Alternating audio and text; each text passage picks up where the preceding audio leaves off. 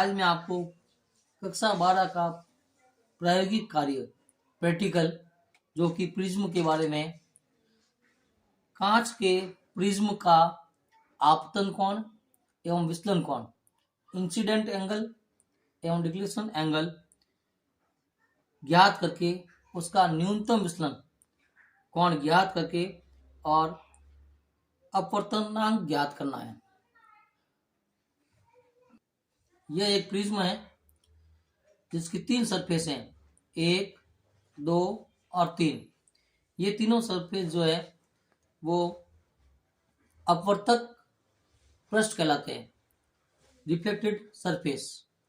और इन दोनों सरफेस के मध्य जो ये कोण बन रहा है ये प्रिज्म कोण कहलाता है, जो अपने इसी प्रायोगिक कार्य में प्रैक्टिकल में गणना में होगा।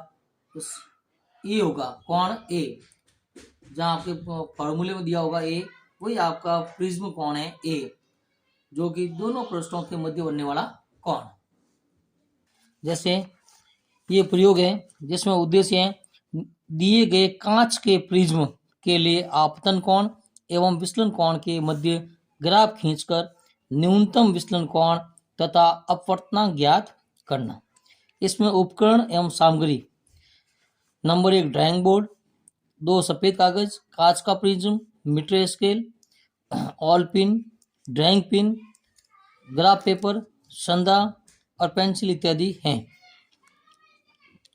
इसका सिद्धांत एवं सूत्र जो है वो प्रिज्म के पदार्थ का अपवर्तनांक ज्ञात करने का sine a plus del m by 2 बटा साइन a बाई 2 है, जहाँ a जो है वो प्रिज्म का कोण है और डेल m जो है वो न्यूनतम विचलन कोण है। ये आपका उपकरण है। Number 1 prism, number 2 scale, number 3 all pin, number 4 ये ड्राइंग पिन है जो कि इस कागज के पेपर को यहाँ स्थिर करने के लिए, फिक्स करने के लिए, जिससे कि कागज जो है वो हिले डुले नहीं। प्रोटेक्टर, संदा, पेंसिल इत्यादि काम में लिए जाते हैं। ये ड्राइंग बोर्ड है जो कि सॉफ्ट लकड़ी का बना होता है। इसमें ऑल पिन या ड्राइंग पिन जो है वो आराम से खड़ी कर सकते हैं। ये ड्राइंग बोर्ड है। इसका चित्र है।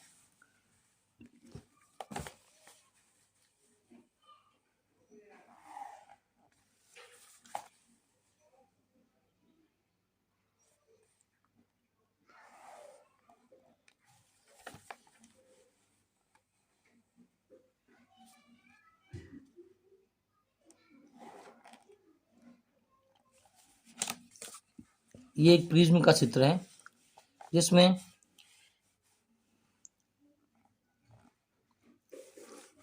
इसको कहते हैं अपवर्तक पृष्ठ, रिफ्लेक्टेड सरफेस। ये भी अपवर्तक पृष्ठ है।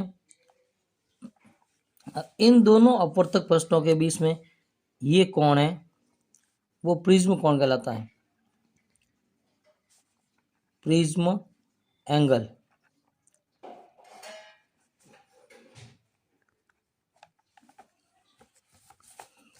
अब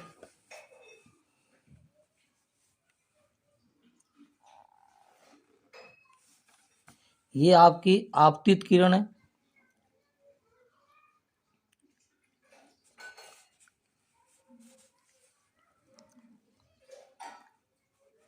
आपतित किरण जिसको इंसिडेंट रे कहते हैं। ये इस सरफेस का अभिलंब है।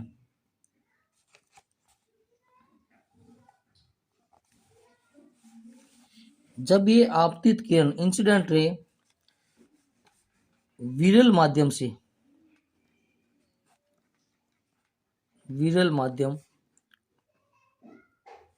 रेल मीडियम, जब ये आपतित किरण विरल माध्यम से सघन माध्यम में ये सघन माध्यम डेंस। ये आपतित किरण जब विरल माध्यम से सघन माध्यम की ओर प्रवेश करती है तो इस अभिलंब को नॉर्मल भी कहते हैं, इस अभिलंब की ओर क्या हो जाती है, झुक जाती है। तो ये जो आपतित किरण इधर जानी चाहिए थी सीधी, और ये विरल माध्यम से सघन माध्यम की ओर आने के कारण, प्रवेश करने के कारण ये अभिलंब की ओर क्या हो जाती है, झुक जाती है। तो झुकने के कारण ये इस टाइप से मुड़ जाती है, ये इस टाइप से मुड़ जाती है।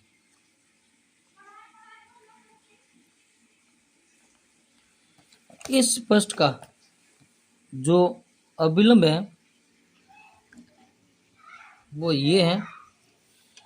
अब ये आपतित किरण जो है वो यहाँ से विरल माध्यम से सघन माध्यम की ओर आई।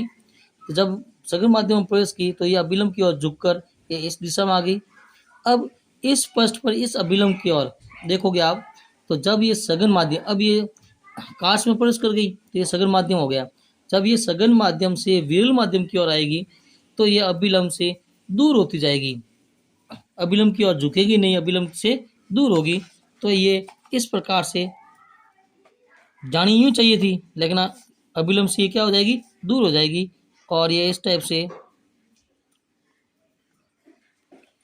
मुड़ जाएगी।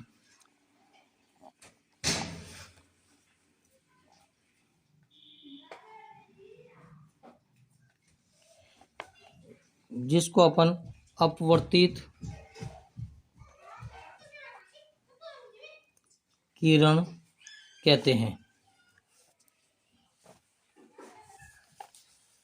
अब देखो, ये जो आपतित किरण है, ये आपतित किरण किस ओर जानी चाहिए थी, ये आपतित किरण ये इस टाइप से सीधी जानी चाहिए थी,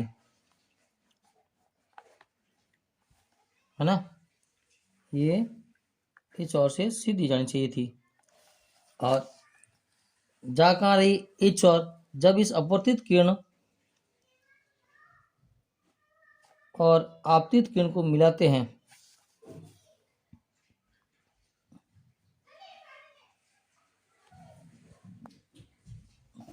तो ये जो कोण है, ये कोण, ये डेल एम विचलन कोण कहलाता है। ये जो कोण है, कौन सा, आपतित किरण और अपवर्तित किरण, इन दोनों के मध्य जो कोण बन रहा है वो विचलन कोण कहलाता है। अब इस प्रैक्टिकल में अपन को आपतित कोण लेना है। आपतित कोण कौन सा है, आपतित कोण ये अभिलंब, ये जो अभिलंब है, इस अभिलंब और आपतित किरण के बीच में जो कोण बन रहा है ये आपका आपतित कोण है। अपन को आपतित कोण लेते हुए विचलन कोण का मान ज्ञात करना है। सबसे पहले हम अपन एक व्हाइट पेज लेंगे। इस व्हाइट पेज को इस ड्राइंग बोर्ड पर आराम से फिट कर लेंगे, और ये जो ड्राइंग पिन है इसको यहाँ पे लगा देंगे, जिससे कि ये जो है व्हाइट पेज बिल्कुल भी किसी प्रकार से खिसके नहीं, अपनी जगह पे कायम रहे।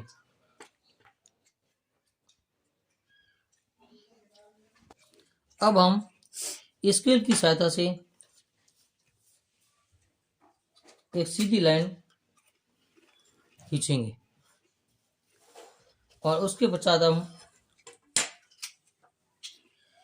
इस प्रिज्म को इस स्केल की ये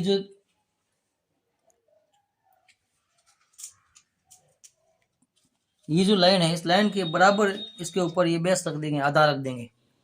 इसको ये बता तो इस लाइन पे नहीं, ठीक है। और उसके पश्चात यहाँ पे थोड़ा बाहर देकर और इसकी आउटलाइन खींच लेंगे।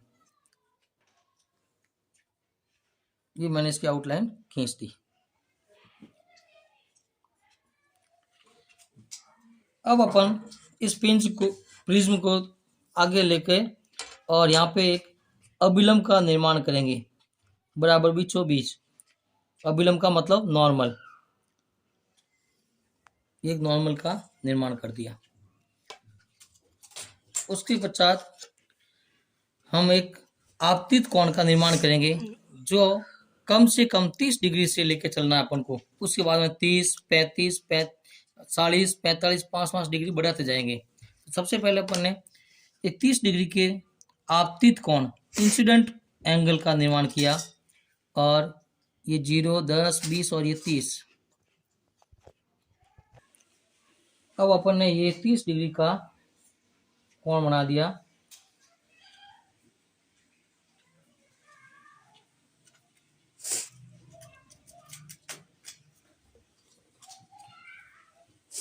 जिसे अपन आई इंसिडेंट कोण कहते हैं। और ये कितने डिग्री का कोण बनाया? 30 डिग्री का।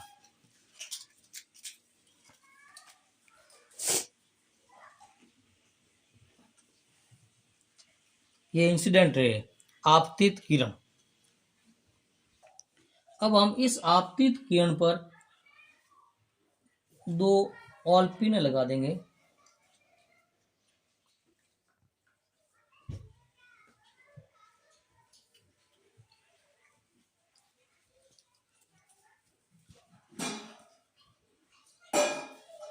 ऑलपिन लगाकर इसी आपतित किरण पर 2 ऑलपिन थोड़ी थोड़ी दूरी पर लगा देंगे। और लगाने के पश्चात जिस तरह से पहले ये प्रिज्म रखा हुआ था, उसी प्रकार अपन इस प्रिज्म को वापस अपने स्थान पर रख देंगे। ये अपन को ध्यान रखना है कि ये बेस बराबर सीधा हो।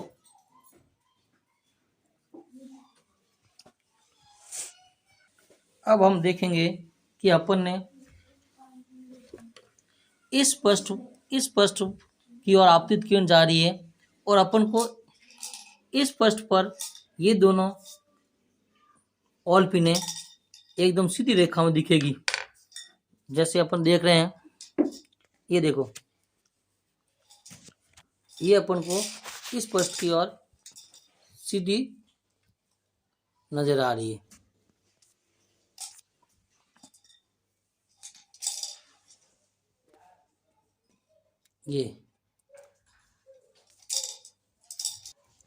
ये आप देख सकते हो। अपन ये आपतित किरण जो है वो इस पृष्ठ से आई और अपन को इस पृष्ठ में ये दोनों ऑलपिने एकदम साफ नजर आ रही है, देख लो।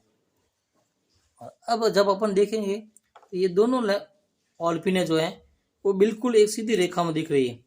अब अपन को क्या करना है कि ये जो पृष्ठ है, इस पृष्ठ के सामने बिल्कुल 2 ऑलपिनों को इस प्रकार से गाड़ना है कि ये जो 2 ऑलपिने जो थी आपतित किरण वाली, ये बिल्कुल इसके सामने हो।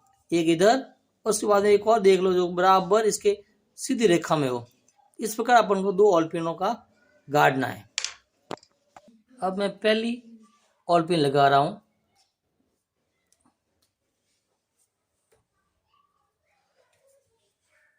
अब मैंने ये एक ऑलपिन लगाई है, जो कि अभी तो देखो एक ऑलपिन इधर दिख रही है, 2 ऑलपिन वो सामने दिख रही है।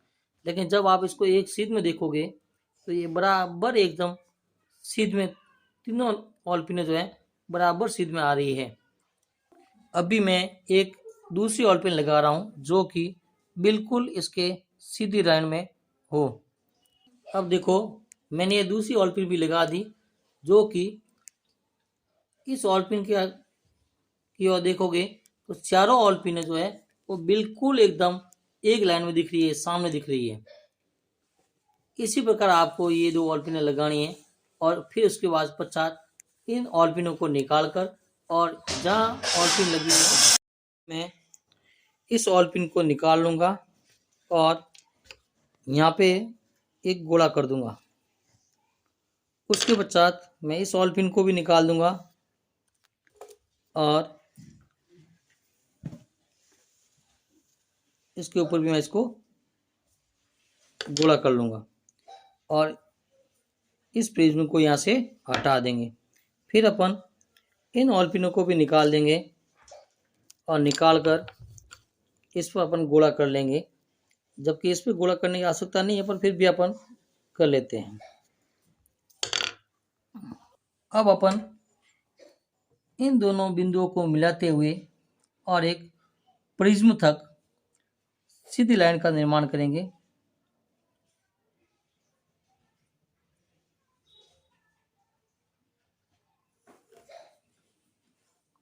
उसके पश्चात हम इस आपतित किरण को इस किरण से मिला देंगे। इसका ये पॉइंट है और इसको अपन मिला देंगे और अपन इसको यूं प्रेस कर लेंगे।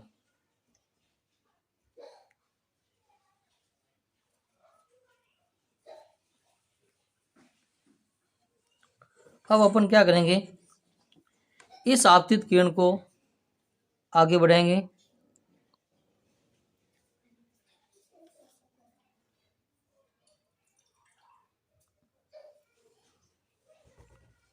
और इस अपवर्तित किरण को भी आगे बढ़ाएंगे।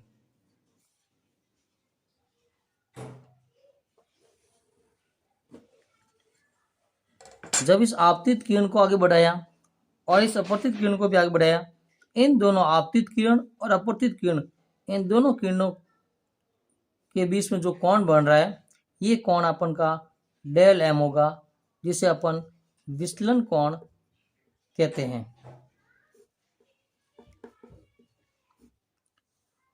यह आपका आपतित किरण है और यह आपका आपतन कोण है 30 डिग्री। अपन इस विचलन कोण को अपन सांधे की सहायता से माप लेंगे। जब अपन ने इस सांधे की सहायता जब इसको नापा तो ये लगभग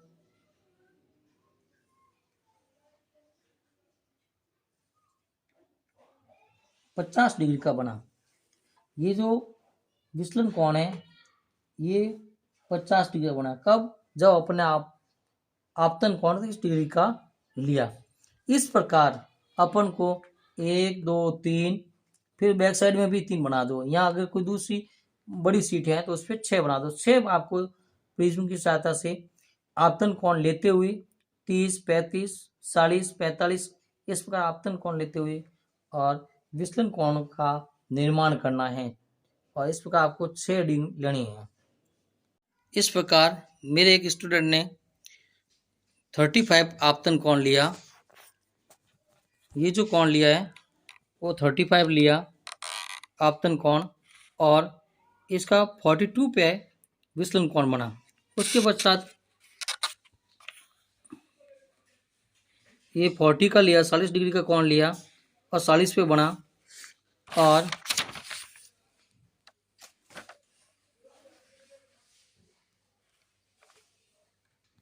उसके पश्चात 45 का लिया, उसके बाद में 50 का लिया, 41 आया और 55 का लिया।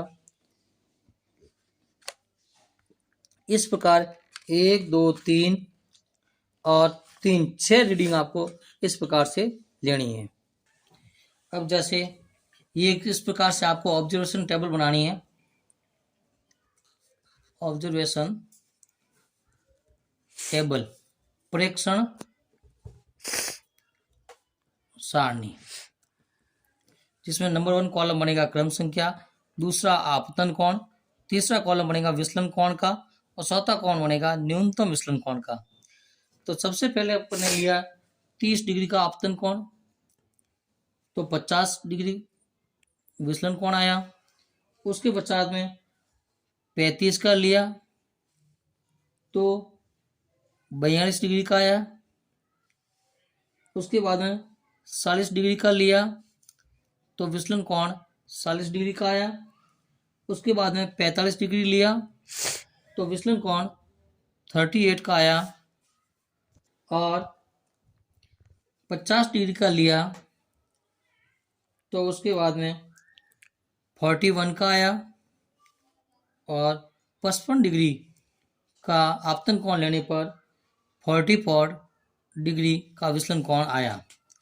इस प्रकार हम देखते हैं कि ये जो विचलन कोण आया है पहले तो घट रहा है, उसके पश्चात में वापस ये बढ़ रहा है। तो अपना जो न्यूनतम विचलन कोण आया है ये 50 42 40 38 41 44, इसमें जो सबसे कम विचलन कोण है वो है कितना 38। तो अपना न्यूनतम विचलन कोण जो आया वो आया 38 डिग्री। अब अपन प्रेक्षण लेंगे जिसमें प्रिज्म का कोण, प्रिज्म कोण जिसे ए से डिनोट करेंगे, ये आपके इस कोण को अपन सांद्र की सहायता से नाप लेंगे, जो कि एक कोण बनेगा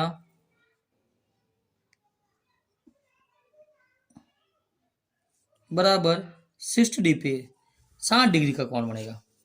तो अपना जो ये प्रिज्म कोण आया वो आया 60 डिग्री। न्यूनतम विचलन कोण वो 38 का,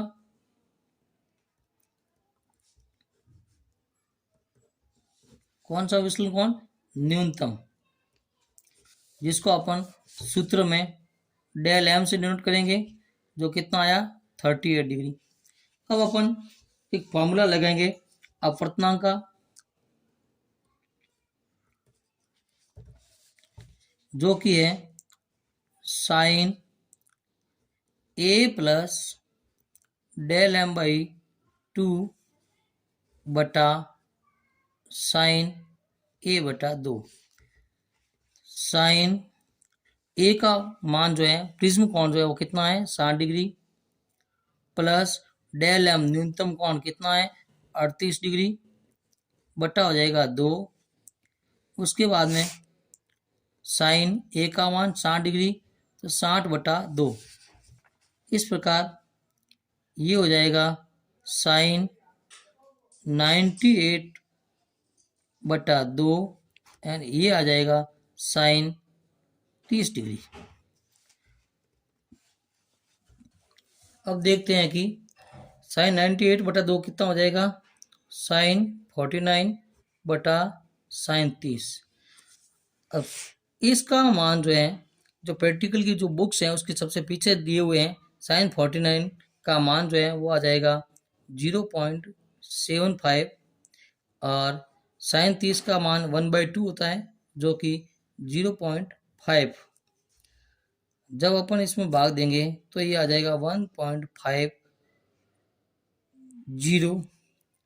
जो कि अपना अपवर्तनांक हो जाएगा किसका, कांच के दर्पण का। क्या हो जाएगा ये अपवर्तनांक 1.50। ये आपका यहाँ तक आपको गणना करनी है। अब अपन को एक ग्राफ खींचना है। ग्राफ पेपर लिया जिस पर ये एक्स एक्सिस बनाया और ये एक वाई एक्सिस बनाया। एक्स एक्सिस पर मैंने ये आपतन कोण लिया और वाई एक्सिस पर मैंने एक विचलन कोण लिया। इसका जो पैमाना रखा मैंने,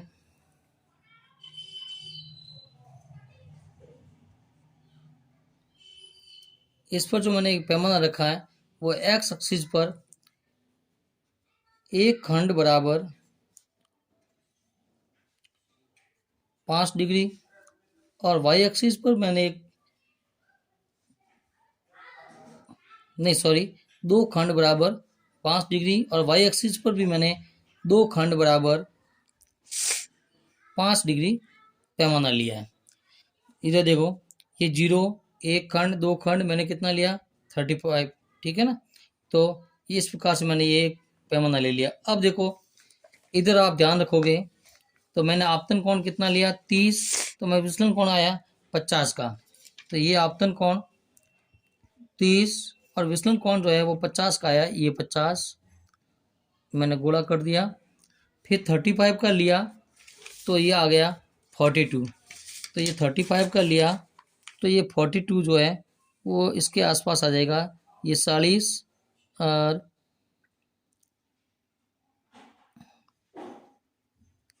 ये इसके आसपास।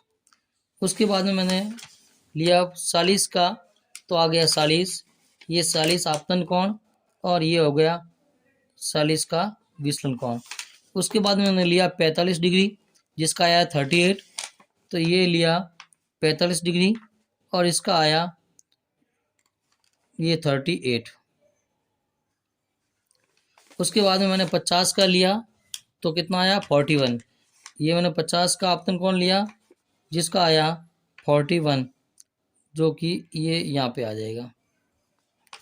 उसके बाद में मैंने 55 का लिया तो 44, तो ये 55 का लिया और ये लगभग ये यहाँ पे 44 का आ गया। इस प्रकार ये ग्राफ बनेगा और अब अपन इसको मिला देंगे, जो कि स्केल से नहीं मिलाना है। और ये इस प्रकार से अपन ने एक ग्राफ का निर्माण कर लिया। ये ग्राफ हमेशा इसी टाइप से आएगा, पहले घटेगा उसके बाद में इसको बढ़ेगा। अब अपन को न्यूनतम लेना है, न्यूनतम का मतलब हुआ ये वाला, और इसको अपन स्केल की सहायता से मिला देंगे।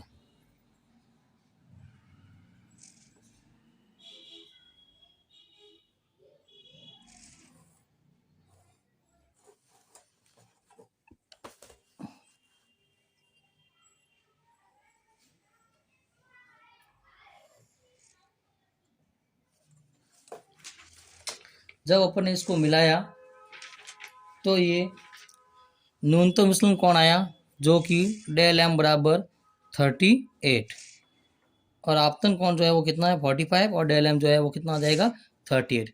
इस प्रकार अपना ये जो प्रैक्टिकल कार्य है, कौन सा, प्रिज्म का दिए गए कांच के प्रिज्म के लिए आपतन कोण एवं विचलन कोण के मध्य ग्राफ खींचकर न्यूनतम विचलन कोण तथा अपवर्तन ज्ञात करना, ये अपना प्रैक्टिकल पूरा हुआ। धन्यवाद। अगर आपको लगे कि ये वीडियो अच्छा है तो इसको प्लीज़ सब्सक्राइब करें, लाइक करें और शेयर करें। आपने इस वीडियो को देखा, सुना, समझा, इसके लिए बहुत बहुत धन्यवाद।